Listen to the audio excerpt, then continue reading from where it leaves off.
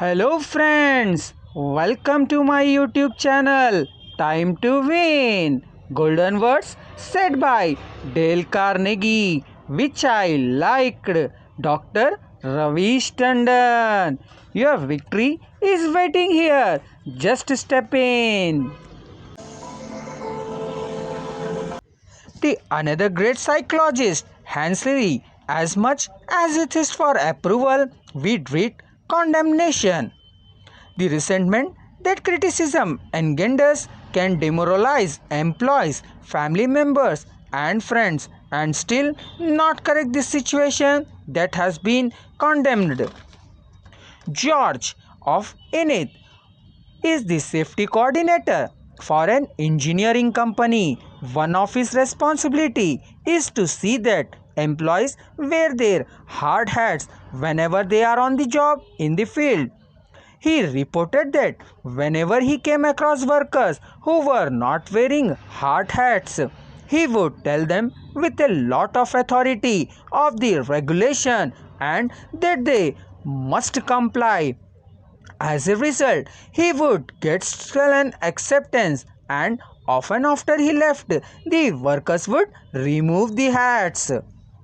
He decided to try a different approach. The next time he found some of the workers not wearing their hard hat, he asked if the hats were uncomfortable or did not fit properly. Then he reminded the man in a pleasant tone of voice that the hat was designed to protect them from injury and suggested that it always be worn on the job. The result was increased compliance with the regulation with no resistance or emotional upset. You will find examples of futility of criticism bristling on 1,000 pages of history. Let's take the example of the famous quarrel between Theodore Roosevelt and President Taft.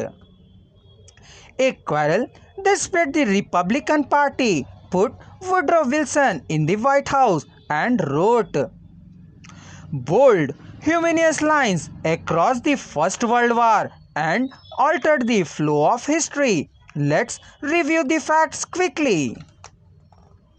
When Roosevelt stepped out of the White House in 1908, he supported Taft, who was elected president. Then Roosevelt went off to Africa to shoot lions. When he returned, he exploded. He denounced Taft for his conversation, tried to secure the nomination for a third term himself, formed the Bull Moose Party, and all that demolished the GOP in the election that followed. William Taft and the Republican Party carried only two states, Vermont and Utah. The most disastrous effect the party had over known.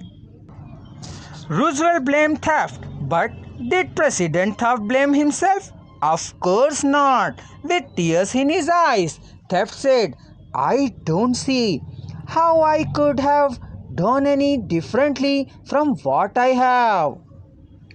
Who was to blame, Roosevelt or Taft? Frankly, I don't know and I don't care. The point I am trying to make is that all of Roosevelt's criticism did not pursue Taft, that he was wrong. It merely made Taft strive to justify himself and to reiterate with tears in his eyes, "I don't see how I could have done any differently from what I have."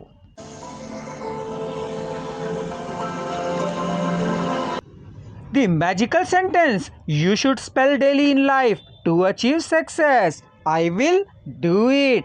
Only I can do it.